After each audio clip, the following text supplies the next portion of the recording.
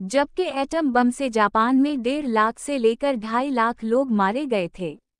Atom bomb से निकली शुआओं ने बच जाने वाले अफराद की जीनस यानी डीएनए में भी मुस्तकिल मनफी तब्दीलियां पैदा कर दी थीं। इस ताबकारी तबाही का फौरी नतीजा ये हवा कि दूसरी जंग अजीम का खात्मा हो गया। अमरीका ने जापान पर कब्जा कर लिया। अमरीका की दुनिया पर धाक बैठ गई और सर्द जंग का आगाज हो गया। 1945 में हिटलर दूर के खात्मे के साथ ही यूरोप में दूसरी जंग अजीम का खात्मा हो गया। जर्मनी 2 हिस्सों में मुनक़सिम हो गया।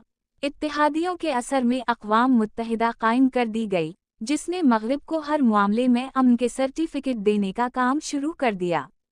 ग़ज़ा में तबाही ने दुनिया को बेयकीनी की कैफियत से दो चार कर दिया है। वक्ती तौर पर ईरान खामोशी में मुब्तला है, मगर वो अपनी दिफाई सलाहियत में ज़रूर इजाफ़ा करेगा। अरब ममालिक जैसे शाम और लेबनान वग़ैरह नहत्ते हो गए हैं, जबकि इराक़ और लीबिया बेहैसियत हो चुके हैं। दुनिया खामोशी से सर्द जंग की तरफ बढ़ रही है।